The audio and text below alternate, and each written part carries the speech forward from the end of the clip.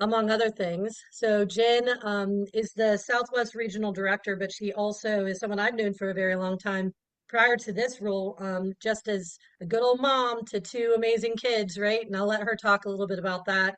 She's also a lawyer, so she is a multi-talented, uh, dynamic lady, and I look forward to hearing what you have to say, Jen. Thank you, Amanda. Oh, and of course, my dog is going to run around right now just to, cause some issues. But thank you guys. I'm excited to be here. My name is Jen Powers-Alge. I work for the Arc of Ohio. So if you guys all know Gary Tonks up at the Arc, he's my boss up in Columbus, but I work down here in Cincinnati area. So I've been here in this job for about 2+ years. And obviously I'm a mom, like Amanda said. I've got two kids with developmental disabilities. My son Jack is 14, has autism and epilepsy. My daughter Evie is 12 and has Down syndrome. So we are busy. I am running all over town to dance and theater and all these things for Evie all the time. So we are a busy, busy, busy family. But my passion is both policy in this realm and also school law. And like Amanda was saying, I'm an advocate. I go to a lot of IEP meetings and help families get better IEPs and 504 plans. And just do a lot of working with districts and county boards to make sure that not just the child or the individual has what they need, but the whole family is okay. So if you need me, my info will be on the end of my PowerPoint slide here. And at any time during this, put some questions in the chat or raise your hand and Sadie can interrupt me and I'm happy to answer questions. So because I'm going to be talking a lot. So I'm going to share my screen.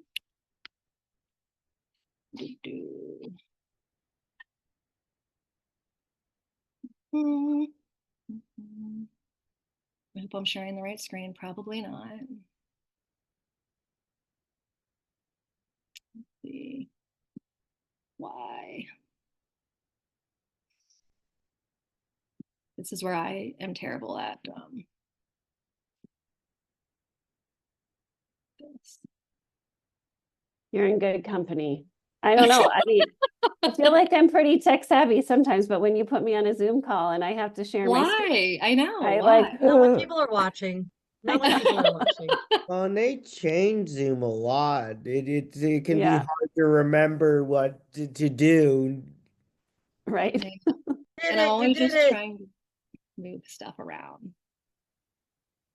Okay, I think I'm trying to get in present mode here. Okay, do you guys see my full screen yet? Right now? Yes. Yes. Yay. Looks Okay. good. That's cute. Okay, so this is my fun little presentation on what do we do to prepare ourselves for summer? Because if I know I'm not the only one on this call who thinks about summer. You used to think about summer as this really nice time of like relaxation and hot weather and vacation. But if you're a family like me, you think about summer and you like stop breathing a little bit because all of our resources kind of fall by the wayside, which is, school, and all of our structure goes away. And summer can be a really hard time to plan and keep your job and do all the things you are doing 9 months out of the year. Then suddenly 3 months, there's nothing. So I prepared this little PowerPoint. I've done it a few times. I want to focus on a few things here. And like I said, ask me questions throughout. The big one I want to talk about is making a plan for summer. So we are at February 19th right now. It is the time, if you haven't started planning for summer, now is the time to hurry up and start. Summer camps and lots of summer therapy resources are filling up fast and have waiting lists already. So definitely start to talk to your school team about the plan for summer and what their data looks like on things like ESY, extended school year services, and what the school can offer you. Like I said, looking at camps, I'm going to give you some of these resources in the slides of what I think is helpful out there in this area. Also, you want to look into respite care. A lot of our families, if you have a waiver, or if you have people helping you that you're paying just out of pocket, you want to set this up now. Make sure that you get on care.com or have your SSA put out a provider search, or call or post your needs on Facebook, or with different colleges around here. I used to call some contacts over at Xavier and UC. I have a lot of great college students that work or that go to school at Xavier who are occupational therapists or speech therapists who help me during the summer. And there's lots of ways to find good help. But now is the time to start preparing for that. A lot of times if you like have a level 1 waiver, like my son has, you only get about 20 hours a week of respite support. But over the summer, what does that look like? And so now is the time to start talking to your SSA and saying, hey, like, I'm going to need about 40 hours over the summer. So how do we manage that? How do we budget that? Do I need more support? And if you're having trouble with those conversations with your SSA, call me. Okay. Next point I was going to make is sports. Getting involved in lots of different sporting activities is a good idea over the summer, and peer support. So I'm going to get into a little bit of that too in our little slides.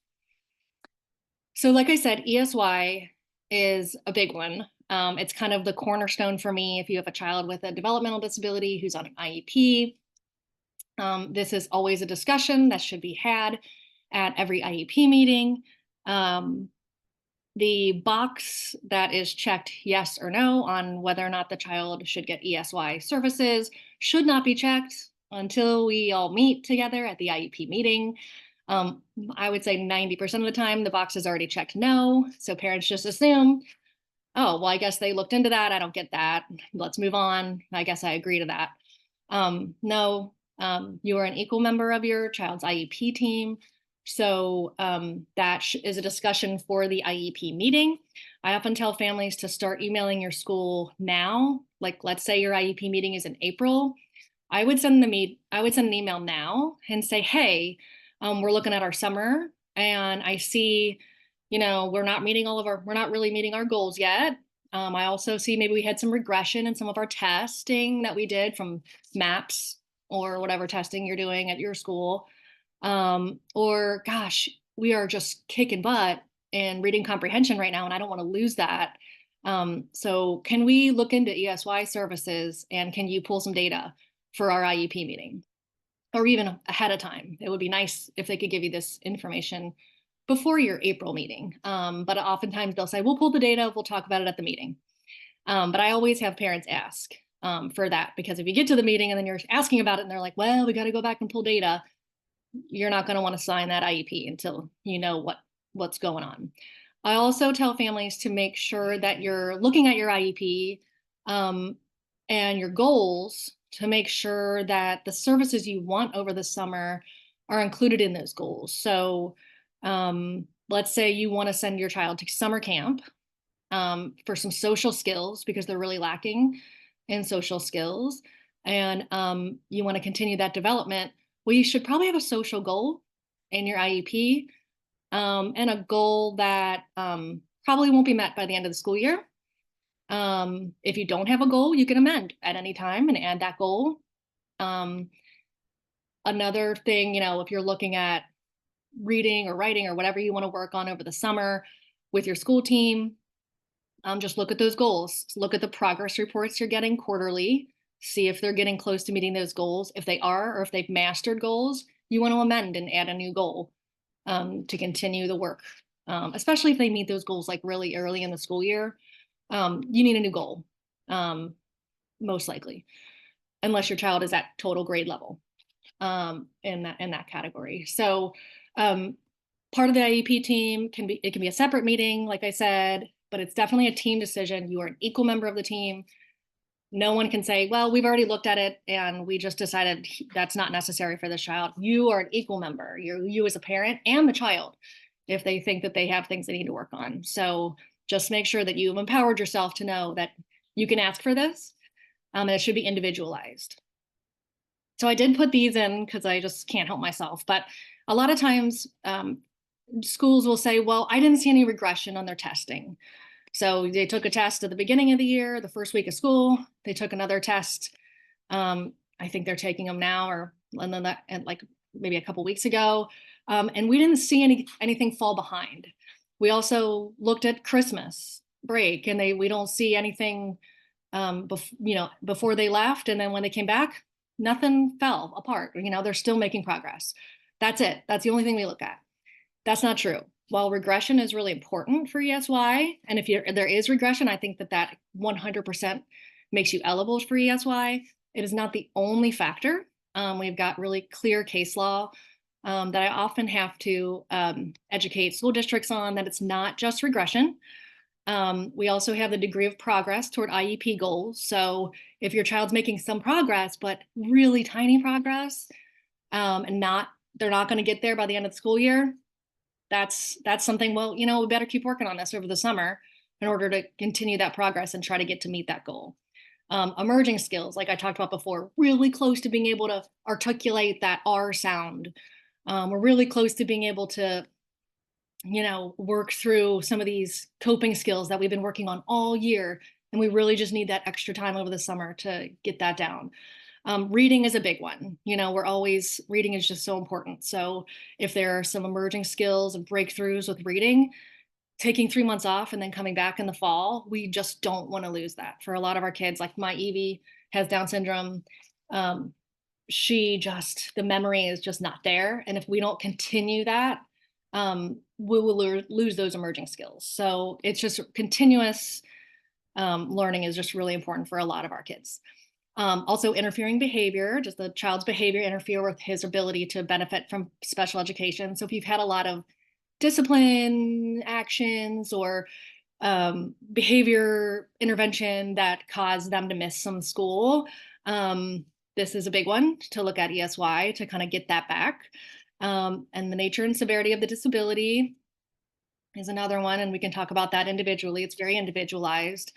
And then special circumstances that interfere with your child's ability to benefit from special education. Like I said, if something happened this year, if your child got really sick with the flu or something and we're out for 3 weeks, that's a big one. Go ahead, Amanda. So, with these ESY considerations and these 6 kind of areas, what happens if a school says, no, we only use regression recruitment? What can families or support people say to push through? Because a lot of times that's the hardest part, right? Is that initial no, I don't agree with that. So what can they say to push through and make sure that they're including all of these items? Yeah, and it's tough. I'm not saying this is easy. I'm just trying to empower you with the actual case law and what actually is said in these. I always have these open, these federal regulations, and you want to look at your state regulations too. But somebody like me, I like to look at this stuff. Somebody like a parent that maybe doesn't like to look at this, I always try to give them at least like the code, the number, section 300.106 of the federal code of Title 34, which is our big IDEA law that we have, gives you extended school year services and what they have to look at. And, that gives you the statute. And like I said, you have the cases that actually give you like more than just, they have to look at certain things. The case law has shown us, it's more than just regression. There's these other things. The biggest thing to do is, like I said, get them to look at their data before the meeting, have some conversations about your concerns, make your requests, say, this is what I want.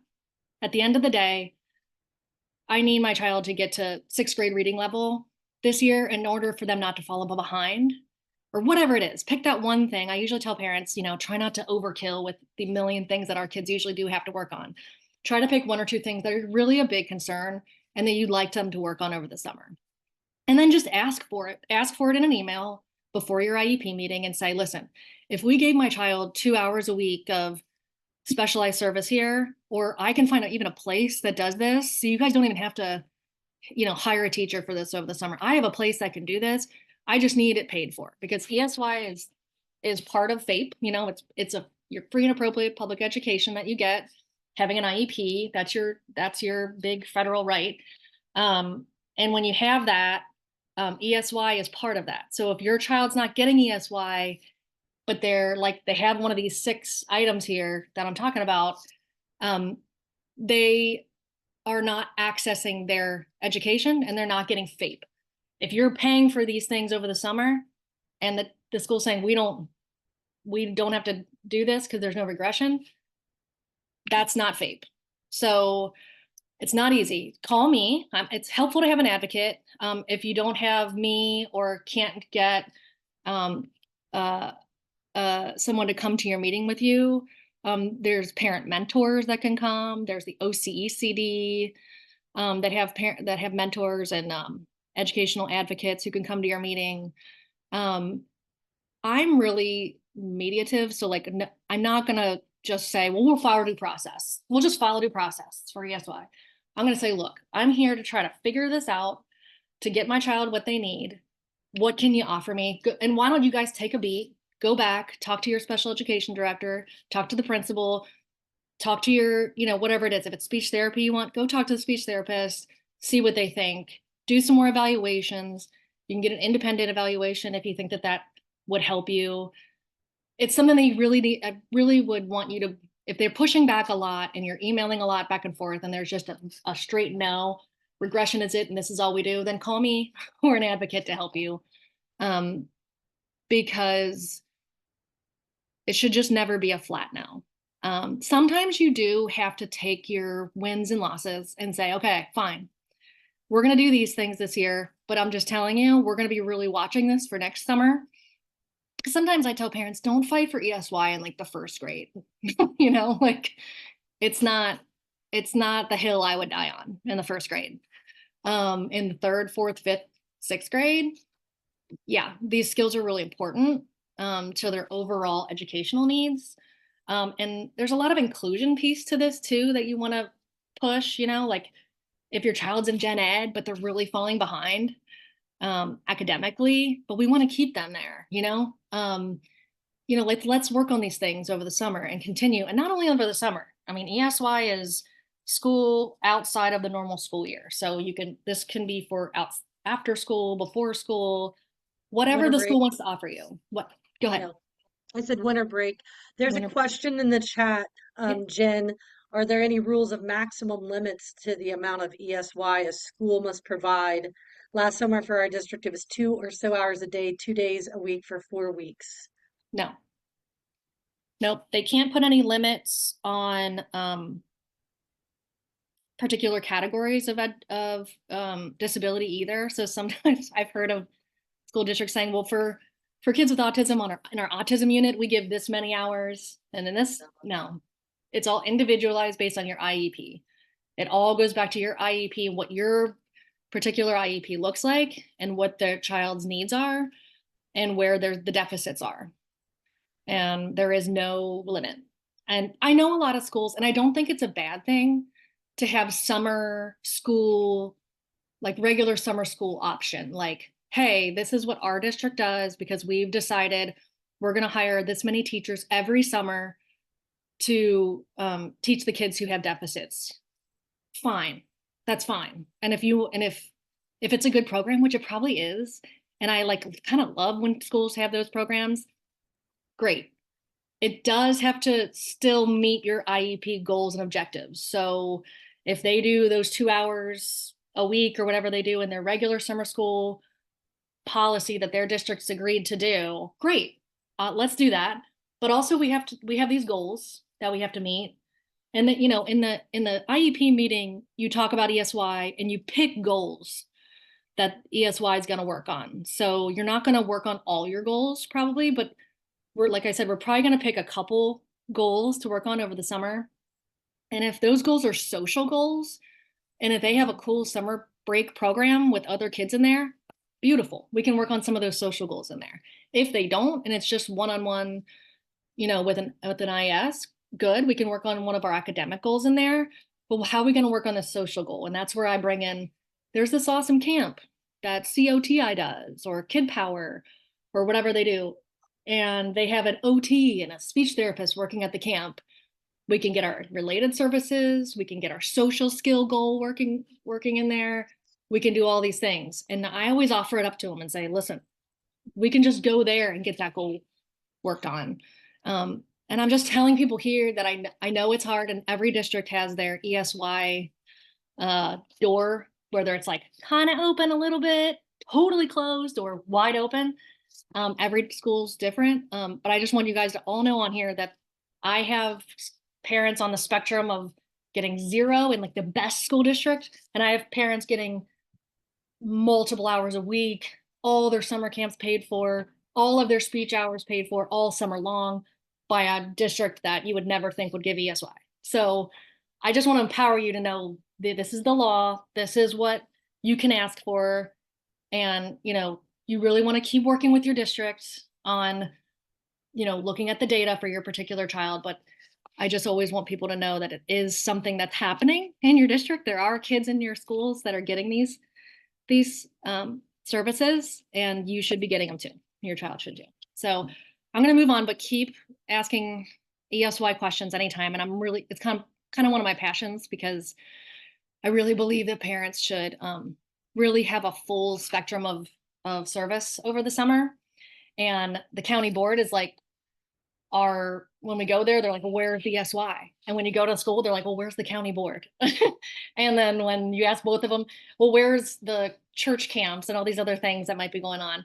So fine, we'll develop each of those things and build a plan for our summer, but each of those things needs to be a part of it. And like, everybody's accountable to helping you over the summer. So I always just like to let you know that ESY is part of it. And it shouldn't just be a straight no, and that box shouldn't be checked no without a discussion.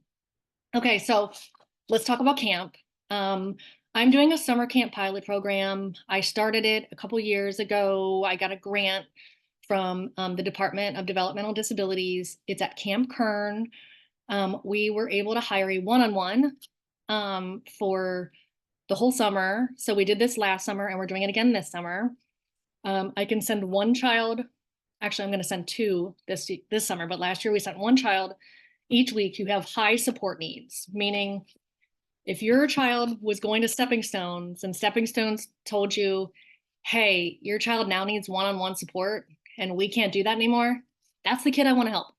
That's why I wrote this grant, because I just never want kids to be turned away from having a summer camp experience. And all too often we were hearing that. So I asked for this grant, for this funding, to try to bring it back to camps, and to also, we're doing a lot of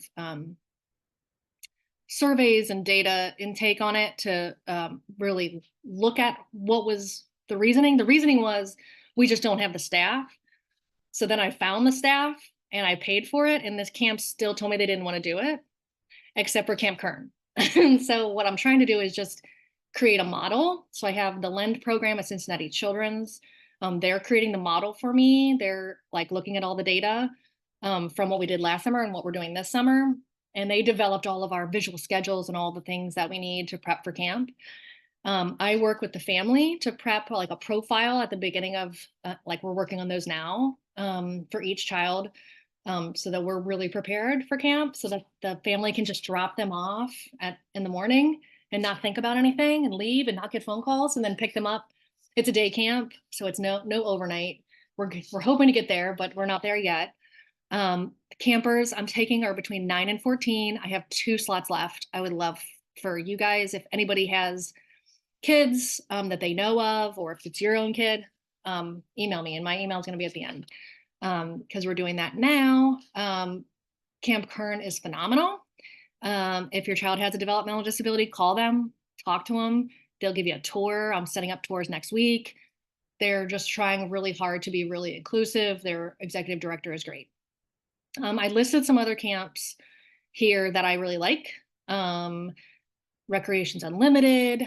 I don't know if Cincinnati Children's is still doing this ADHD summer camp. I thought they were, but I didn't check on that. So if you're in the Cincinnati Children's, email list, and your child has ADHD, just email them and ask them, whoever your provider is there. I think they're still doing it. Best Point, Education, Behavioral Health, Center for Courageous Kids, Cincinnati Center for Autism, Camp Ability is great. Cincinnati Recreation Commission is great. And then I added just a bunch more down here that I really like. I also said kid, I don't know why Kid Power is not on there. Kid Power is my favorite. That's where my kids go. They have a 10-week camp. It's phenomenal with an OT and a speech therapist. It's just, my kids love Kid Camp, and they always just learn so much there, and the coping and the sensory is all included in it. Again, the Cincinnati Parks is doing their camp. I can't guarantee you on these times and sessions, because I think this is the flyer from last summer, but the email and the phone number is right. Dr. Jen Smith at Cincinnati Children's works on this Cincinnati Parks. If you will love the outdoor camp, like Camp Kern's all outdoors all day too. This is all outdoors. I know some of our kids are not big outdoorsmen, like my Jack is not, so this is not for him, but another cool outdoor camp opportunity, very affordable, ages are 7 to 14. If you have any questions about this one, or if you run into any problems, if you wanted to have more information about it, email me, because I talk to Dr. Jen weekly. Okay, and I put this one on here. I'm hoping I can click on this. I just found Disabilities First, and I hope I can go back to my slides, but Abilities First is doing some really cool things. So they have their summer camps. So they have these different summer camps here.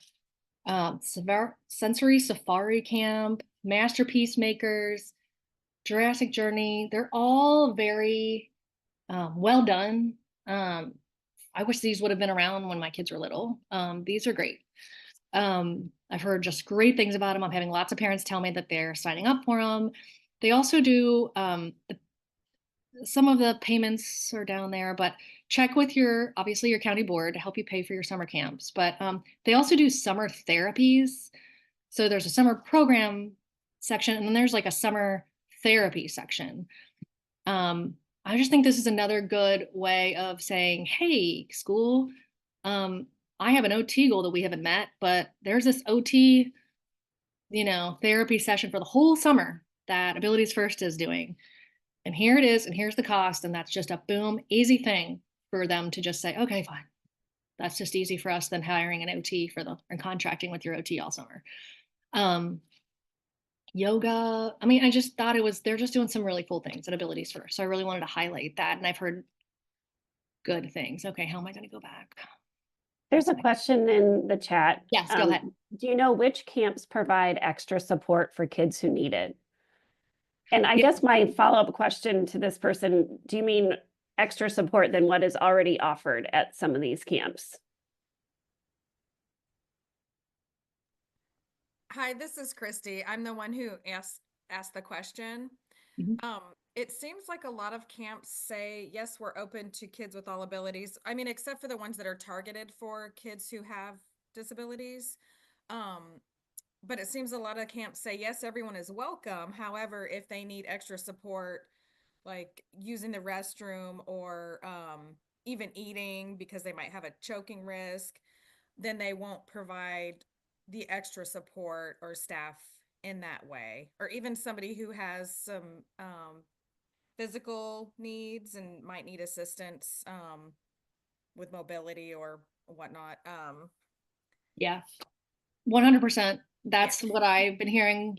And that's why I started that camp at Camp Kern, and we're taking in a lot of information because of that this is where camps, they basically like develop their camps over the past like 50 years to take all of our kids that can't go to traditional camp. And then as they go, they have such high numbers and run into staffing issues the whole summer, where they have developed policies that are just so tough for families to get their kids in. So yeah, I mean, that's the biggest issue that I see too in summer planning, is that you're picking camps and you're finding these places, and then you send your kid for one day and then you get a phone call like, hey, yeah, this isn't going to work. There's too many behaviors. We don't have one-on-one support. We have 1 to 5. Sorry. One thing I'll say, like when I talk to Stepping Stones about this, is they are now again starting to allow you to send a provider. So if you have a waiver, send your provider. If you don't, use your family support funds to pay for a provider. So I've had to go through, like, I worked with like Hamilton County and Stepping Stones, and they, Hamilton County paid for the camp, and then they also had to pay for a provider. So they did a provider search and found somebody to go with their child to camp, whatever it was, 9 to 5.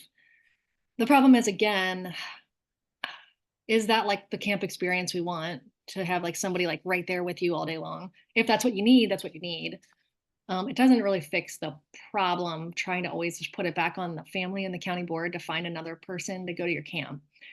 It also doesn't help for the overnight piece. So like a lot of us would love that overnight for a week. And what we've been finding is that if your child needs any support overnight, that's a no-go. You just aren't included. So I hear you. It's my biggest issue. I'm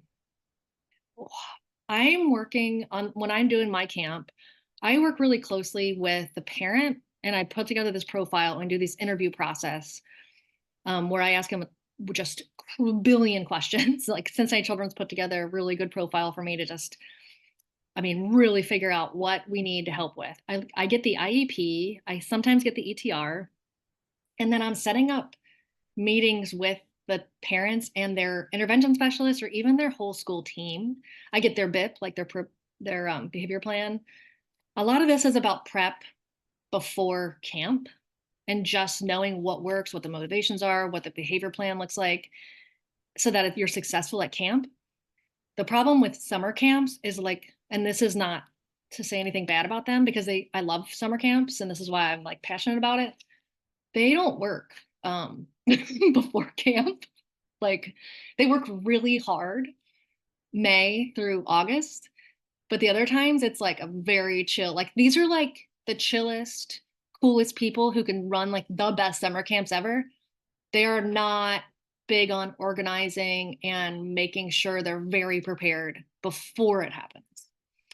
So what I've found is there is another person, or a mediary between this process of the camp and the family, that needs to help with that prep piece. And that's been me on my summer camp experience, but I'm trying to figure out, that's part of this model that I'm building for summer camp, and trying to figure out with families. Like, I'm meeting with families regularly, and we're going to meet again in the spring, and I'll let you guys know. I can send stuff out with Sadie when we're going to meet again, because it really helps us to just do so much prep before June. I'm working with families and been working with them since January to prepare for 1 week of summer camp over the summer to make that successful. Is that a ton of work? Yes. Is it worth it for getting like pictures and their kids riding a horse and swimming all week and parents weren't called?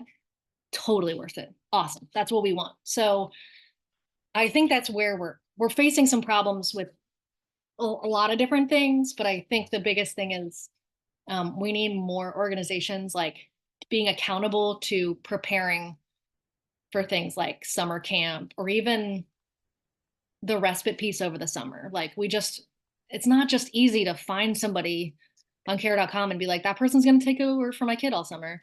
Like, no, we need to, like, there needs to be a lot of prep, and the county board and the school and everybody needs to help us so that it's successful, so you can have a good summer and so that things don't fall apart. But oftentimes we have to be in crisis in order to get the help that we need. And my thing is, I'm trying not to let families get to crisis. Like, it's all preparation for the things that are coming up. Oh my God. Yeah. So let's talk about therapy. there's my kid power. I have a list of therapy providers that do a really good job and have like really good summer programming that you need to call now to get into ABC.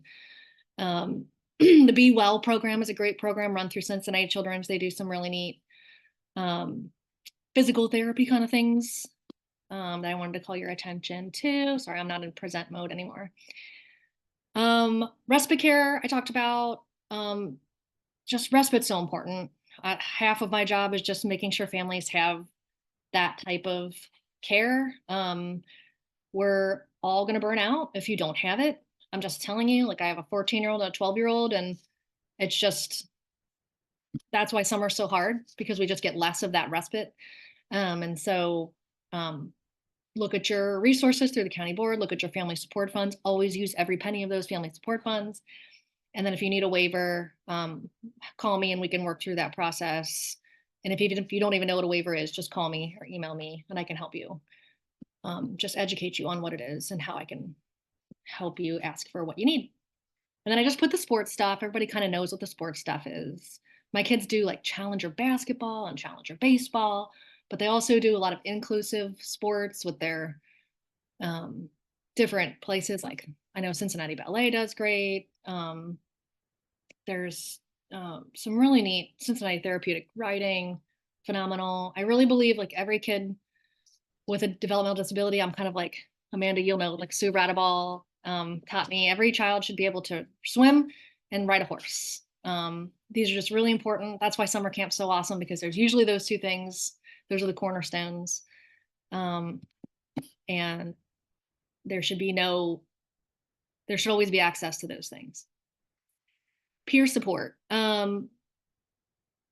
Get a directory from school, plan play dates. I like how I put all these fun things on here. These are all good things. Down Syndrome Association of Greater Cincinnati has really great programming. And a lot of times they're open to kids who don't have Down syndrome. So contact them. I wanted to put it out there too, that I am doing a Southwest group, Southwest Ohio advocacy group. We're meeting on the 4th Tuesday of every month. So it'll be like this Tuesday coming up on the 25th. We're meeting at the Down Syndrome Association from 6 to 8 in the evenings. And this is an advocacy group. So it's like, we're talking a lot about policy, what's going on at the state house, what's going on. Sometimes we'll talk about like the federal level. I try to stay away from that. It's too much. And I'm just more like local oriented. And I think it's helpful to kind of just work with what we've got, like our local school boards and our local townships and things like that. And then our state house. And any kind of like advocacy question, I'm happy to have you come to our meetings and talk about it. But I really wanted to form something so we can organize. Our budget's being done this year in the state of Ohio. And there are probably going to be some cuts to things like Medicaid, probably small ones is what we're hearing, but it's always good when they're going to start out small. And then like our Speaker of the House is probably going to be there for like the next 8 years. He's the most powerful person in the state of Ohio right now. And very well known and very, not well known, but very adept at what he's doing, because he was in the Senate first, and now he got a really easy road into into the House in a speaker position. And they're all just like, whatever he wants to do, we're going to do it. And so he's very powerful and has some real desire to cut Medicaid. So that's all of our services. So just wanted to organize and get together. And if anybody ever wants to give testimony at the State House and work on things like education or anything, any kind of issues that you're having, disability rights related, that's what we talk about there. So I kind of put that in the peer support area because I think that there's really good peer support there. There's really good advocates there. Jason, I'm looking at you for this. Saw you were here, Jason Harris. I'd like to be part of it. If there's ways I can be part of it, let me know. I would love for you to come. It's this Tuesday, the 25th, February 25th at 6 o'clock at the Down Syndrome Association. Oh, I could come. Yes, I would love you to be there. Send me something. I'll email you, Jason. Yeah, do you I'll want be me there, to- Jason, too, just so you know. I'll be there. I'll put my email in the chat. Awesome. Yeah, I think I have it, Jason, but go ahead, do that just in case I don't. That'd be great. I'd love to come. Yes, we have some really great advocates who came to the first meeting. It's brand new. No worries if you're not an advocate who's like always up at the State House. But if you are, I just know so many parents and people with disabilities and professionals who just want to take that extra step and like, I've just run into the same problem over and over again. And like, I want to change this and I want to fix this for other families.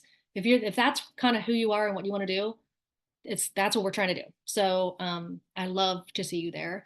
And we already have some really great people like signed up to come next week, and I'm just excited for where it will go. Fun and inclusive places in Cincinnati. I just added these in. I talked before about Dr. Jen Smith, who works for Cincinnati Children's. She has gone to all of these places and made them inclusive, developed a lot of good sensory rooms and programming. I think they're doing something at the Ensemble Theater or something. Jen told me about it. She wanted me to be a part of it too. Yeah. Sorry Yeah. to interrupt you. No, that's exactly what we want. So ensemble. It's Ensemble. I had to let me look through my text and make sure I got the right theater that you wanted me to do, because I thought it was really cool that they were doing it. Yeah. We want to support these places because they're taking the step and spending the money and taking the time to be more inclusive to our families. And so if we can get there and Oh, it's No Theater. Sorry, No Theater. They're gonna do it. What is it called? No Theater, like KNOW. It's downtown, I think. Oh, okay. Maybe it's new. I haven't even heard of it. Okay. I can send you she sent me a link. I can send you it. Yeah. I always love to know all the things that she's doing because whenever she makes something better, it really is better. And everybody there kind of has good buy-in for it. I put the link in the chat. Okay, thank you, Jason. Yeah, so in conclusion, I just put some things that kind of helped me and other families. Like I said before, like hiring a college student or someone to help you over the summer. Even if you are home and working from home, it's still really helpful over the summer for those 3 months to have somebody help you. Asking intervention specialists that you have now to help you with summer planning. And a lot of times summer is a good time to work on life skills and chores and tying your shoes and things like that we just could not, there's no way we're going to do during the school year. We don't have time, and we can focus on one of those goals and try to work on it over the summer. And then I always say focus on your self-care, but kind of tough. But here's my email and phone number. That's my cell phone, my work cell. So you can text that too. Set up a time to call me, email me, or we can do a Zoom, or I can meet you for coffee. And then come to my meeting at the Southwest Ohio Advocacy Group, February 25th, 6 to 8 at the Down Syndrome Association, which is in Norwood. And then one more thing, I'm doing like a Butler County young adult hangout group. It's at the Lakota Family YMCA. We're doing those on the 3rd Tuesday, which is, I know, weird, but Counter Tuesday is the 3rd Tuesday of every month from 6 to 8. We have a really cool room there. They're going to let us have access to a lot of their stuff. We can swim in their pool over the summer, things like that, on those times that we get to come. And I really wanted to have a time where we could, it's just a hangout group, hang out, play games, talk, socialize. And I would love for people to come to that. So the next one is March 18th. Young adult, I mean, I had some teen moms ask me, sure. Teens, yes. Young adult, older adult, it's whatever. We'll make it all work. But it's more just for like, a lot of times we do a lot of stuff for younger kids and lots of social opportunities for them. And then it kind of falls off for the older folks. So, okay. And I'll stop sharing my screen. I'm sorry. I took a long time. We have some resources that were shared in the chat. So thank you to Sandra and yeah, Jason, for those. So make sure to check those out. We also have a question though, Jen, related to suggestions for families without a waiver, no county support this year, and it's Montgomery County, I believe. And if that person, Sandra, if you want to unmute to talk to Jen directly, feel free to. Yep. Hi, Jen. I think I'll have to email you. Okay. No worries. Yeah. Or more It's to kind of the chat about. easiest. I'm sorry, guys. I don't know what you're seeing right now. Are you seeing me? Stop share. There we go. Woo. It's There you. it It's you. Don't worry. And Sandra, thank you for that. So, I mean, sometimes we're gonna get into really personalized situations. Yeah. So I definitely appreciate you taking that offline. Sometimes we'll be able to do it and sometimes not. We also have a question if we're gonna be sharing the slideshow. Jen and Sadie, is that something that will be available to I'll send everyone? it to Sadie. Yeah, Yeah, Disability Rights Ohio, someone said that in the chat, has their weekly budget briefs. Definitely check it out. They Great. do a great job, and you know, everything's been proposed. I'm not seeing anything like terrible. Like I said, I just worry about just the fact that they're able to get just so much more done with the leadership that they have this year. Um, and it's going to be very fiscally responsible, which is good, but we just want to always keep an eye on it for our folks.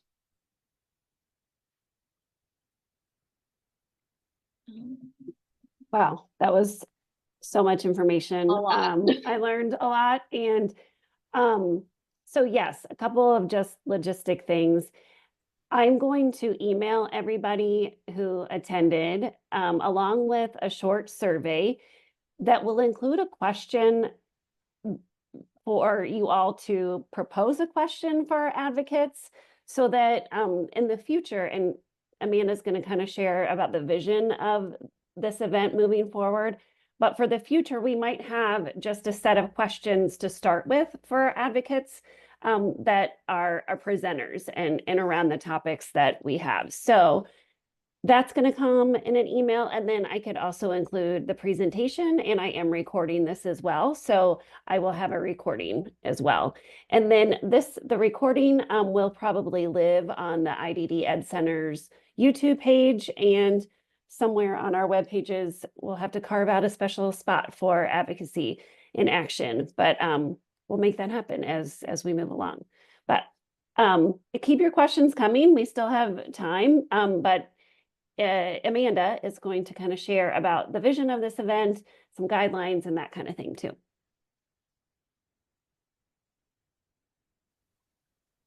Thanks, Sadie. Does anybody have questions that would meet the greater good for Jen while we have her on the call? We put some links in the chat. I think Sadie has access to those, and I don't know if that's something that we could add Yep. to resources as well. There is a link. There's I put it in the chat for Children's Hospital has a special needs resource directory. I don't even know if it's called that anymore. Ongoing support resources. That's what it's called, guys. Ongoing support resources. It is not specific to any sort of disability. It's broad. So anything from medical to developmental to mental health needs that are on there. But it's definitely a great resource. It's one that I've been referencing for a really long time. So Jen, this is what I heard. I heard that ESY, extended school years services, should be individualized and based on IEP goals. I heard that if you disagree, you can ask the district for the code or reference or whatever law guidance they're using. Or the data that they have that shows they don't need it. Yep, and then a paper trail. Those are kind of the three highlights with the ESY part. Make sure that you're getting everything in writing and you're also sending things in writing, and not relying just on a verbal conversation.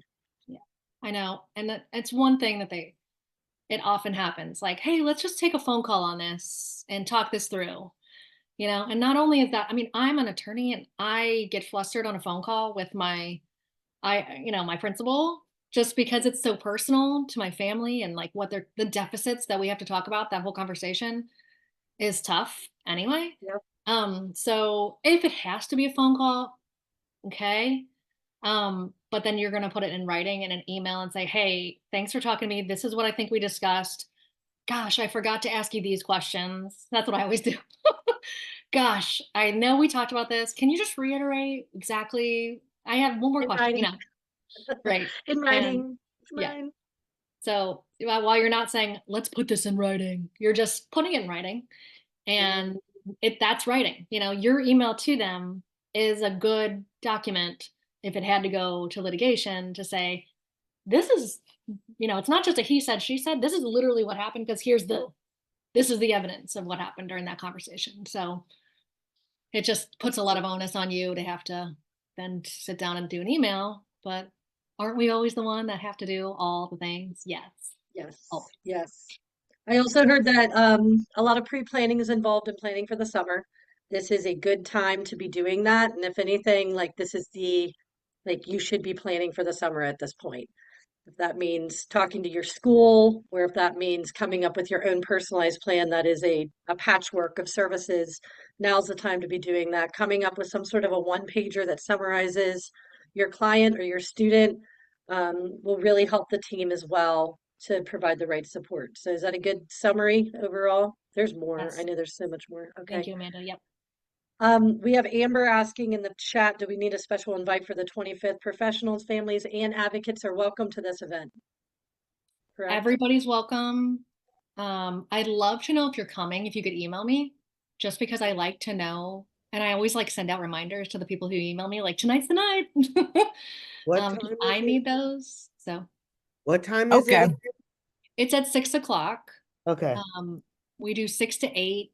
It's at the Down Syndrome Association. They have a really nice like community meeting room. Their executive director is great, and she's like, "Yep, you can use our space. You can do whatever you want in there." If somebody emailed me and they're like, "Oh, that's dinner time. Can we bring dinner? Anything you want. I can bring snacks, and I brought waters and like snacks last time, but nobody drank it. Nobody ate my snack. So I'll have No. snacks. I'll have snacks. Okay. Jason and I will eat your snacks, Jen. I Thanks, don't guys. turn down snacks. Right, I just Jason? We're not wanted, going to turn them down. no, I'm not. I just want to put it in my calendar. So thanks for letting me know what time. Yep, and I'll email you, Jason. I have your email. Cool. That'd be great. Thanks for joining. Now we can stay on a little bit longer if you want to, just to talk about the advocacy and action moving forward. When we talked about this, when Sadie and I talked about this event, initially the idea was really to think about how can we provide those school age supports, like advocacy supports, so specific to IEP 504 advocacy. But that being said, we know there's a broader need. So the other piece that we don't want to necessarily be doing, though, is tiptoeing into things that Jen's talking about or Ohio Legal Rights are talking about. So we're going to be intentional about making sure that we're coordinating with those other advocacy groups and making sure that everyone is, doing something a little bit separate. So with that in mind, the idea, again, we've gathered input on what this looks like. We really appreciate your help in getting the word out to people. Again, bearing in mind that we're aware that there are people that literally do not know that they have this right. Okay, guys? That's what we need help. So there's people out there that can help us get the word out. If you can forward it to other agencies or other families and get the word out. It's on social media. So Sadie and the IDD Center have a Facebook group also and are on LinkedIn. And what else, Sadie? What other social media is the IDD Center on? Instagram? Yep, Instagram, Facebook, and LinkedIn. And I Super can include all of that in my follow-up email too. Is there a way to have it to where the calendar with the Zoom saves to your calendar? Because right now it just goes to the Zoom link, and sometimes it helps with meetings that are like a little bit ahead that it can save to my calendar. So then it holds it in my calendar so I know like weekly what meetings to go to. Probably. Yeah. Okay, Sadie, it's sorry, like it's an extra step. Like when I do my Zooms, like I put the attendees in it or like because it's a webinar, so it's a little different, but I could create a calendar invite, but I tend to not do that in case people don't want that calendar invite on That's fair. on their calendar. But I like it too. I'd be happy to look for that email and send you an invite, Jason. Oh, that would be good. Well, thanks, Sure. Amber. That's great. No problem. So Yeah, I moving like forward, we're having going to be adjusting this group to meet the needs of the group based on the input that we get. If there are seasonal things, like this was the season for summer, even though it's February. Anyway, I hope everybody feels a little bit warmer after we talked about summer for a little bit. And your lovely summary slideshow is very nice as well. So we're also going to be, making sure that whatever we're talking about is timely as well. So maybe that might be the transition back into the school year, right? It might be on data collection and how to collect good data so that you can make a case for services, or summer programs, things like that. So we're really going to make adjustments based on the needs of the group. We're also going to be creating guidelines that will be presenting with the group. We've started with the help of ChatGPT of coming up with some of those advocacy group guidelines, but it really just comes down to, and some of you modeled it so nicely already, like making sure that we're not using our personal item for our kid and taking over the entire group. There's going to be times for that for sure. Staying confidential, trying not to use anybody's specific names, even though we know there's, not using someone's name in a district or saying, like that, that Jen Powers at King's, like she's a real pain in my butt, but just saying like I've got a thorn in my side of my local district. So keeping it confidential, engaging, allowing space for others, not trying to either provide legal or medical advice during the call, making suggestions using I statements, talking about my experience and not saying this is what everybody knows you should be doing this, right? No promotions or solicitation unless it's Jen Powers-Alge and she's providing a free service through ARC, right? So absolutely that's appropriate. But even for me, it's not going to be a time for me to be flashing my business card, right? And then overall, just following the moderator's guidance throughout the meeting and using the chat freely. We don't expect people to have cameras on. We don't expect people to have to stay the whole entire meeting. We want this to be an open, welcoming group. If you have to rely on the chat because that's where you're at and you've got other things that you're balancing, then rock on to you. If you're able to participate only via phone, that's fine too. We just want you to join. That is it. So if you have to come late, if you have to leave early, this is a resource for our community and we want it to be available and we want it to be consistently available. So it's going to be offered on a monthly basis. And that's about it. Sadie, do you have anything you wanted to add to that? Just that we're still kind of working out the time of this event, which is why we polled you in the beginning to see what time of day is attractive to people. And that is also why we're offering it twice today, because we wanted to see what the turnout was, at around lunchtime and what the turnout is a little bit before dinner time to see what the most popular time is. And it could alternate also. It might be, 1 month at the lunch hour and the next month in the evening hours. So we're just gonna, again, it's all about providing this opportunity for the community. And it's not about like when it works for me, really. It's when it works for y'all. I mean, I guess it kind of has to be when it works for me too, but so yeah, so all of that information, we're building this plane as we fly it, which I'm super excited about. This was great. If you guys have any questions in the meantime, please feel free to reach out to me as well. I'll put my email address in the chat. And yeah, just reach out if you have any questions, but please be looking for an email from me in the next few days with some follow-up.